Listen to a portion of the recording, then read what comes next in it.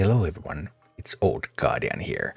In this Warcraft Rumble HEROIC campaign guide, I'm going to take a look at Hezrul Bloodmark in the Barrens. In the heroic version of Hezrul, when you click on it, it says will counterattack when all 3 of his Bloodmark lieutenants have died, but that's a lie. Hezrul will actually attack when 2 of the lieutenants have died, so when these 2 have died, this entire army is going to come right at you. So I tried a couple of approaches to this. I tried to kill some of this army in advance. They respawn in 20 seconds. So there is a short window where you can kill some of the army before you proc the counterattack, and then there's going to be fewer minis coming at you. But actually what I found best was one big doom push and then just kill Hezrul. And easy.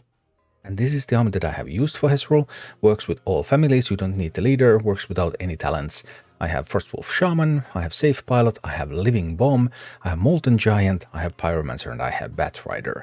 And the idea here is that you're going to build a very strong push that just does not die, with the Molten Giant as your tank, and then that is followed up by your DPS characters, Pyromancer, Frostwolf Shaman, who also heals, and the Batrider. And that's just going to wreck pretty much everything.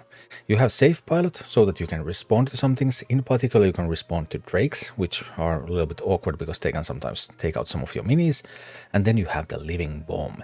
And you try to save enough gold so that when Hezrul starts the counterattack, you're going to Living Bomb that army.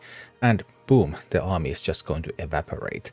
So this is doable even with a level 12 Molten Giant, 3 levels below the encounter. And I think level 30 Living Bomb was probably the lowest that I did it with, but almost any level of Living Bomb does as well, because Living Bomb just deals so much damage.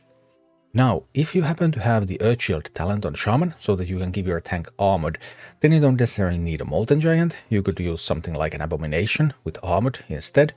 But if you don't have any talents, then Molten Giant, because it's the big, beefy single tank with armored, is the best. I also tried with Footmen, but Footmen being a squad, then Drake just melts them too quickly. It's better to have one single tank mini. And this does look pretty hilarious. There's a lot of time at the start, so you have time to build your push. If your first push for some reason happens to fail, it's best to fail hard than to fail just a little. Because if you fail hard, you don't proc the counterattack, and then you can just build another one, because you have plenty of time in this encounter.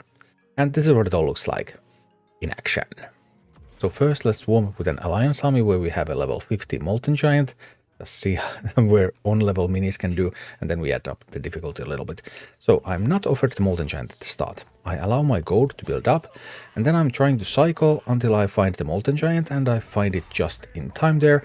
So we're able to get the Molten Giant push going, and we managed to keep the DPS behind the Molten Giant. Had to waste 1 gold on the miner, just so that I could cycle the Molten Giant. So that was not a great hand, but it's gonna work. It's gonna be just fine. Now we have the push going, we have the DPS characters, we have the healer, we have the tank, and I might as well add another DPS to it. Getting executed a little bit, but that's totally fine. So everything is going well, first base is down, and the second lieutenant is going to trigger the assault. So now I'm saving up a little bit of gold here. I have that Living Bomb ready to go in hand. So I check, okay, Hezrul's army. They start moving, I'm Living Bombing them, and boom. There's not much left of that army. Nope.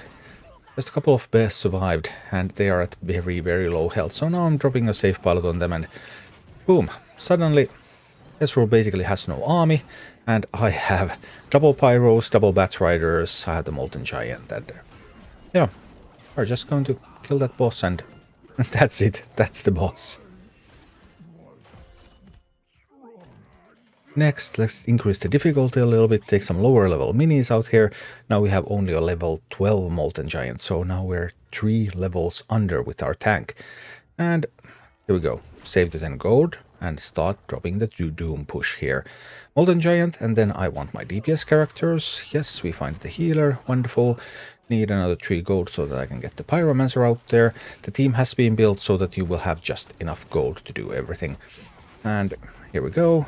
DPS characters are here. A little bit of execute is coming in, but remember Shaman has chain heal, so Shaman is going to start topping these up. Now, because my Molten Giant is 3 levels lower than it was with the Alliance push, then as you can see, Molten Giant is taking quite a bit more damage. I mean, it has a third less health. So we're going to drop another Molten Giant. That's still going to be totally fine.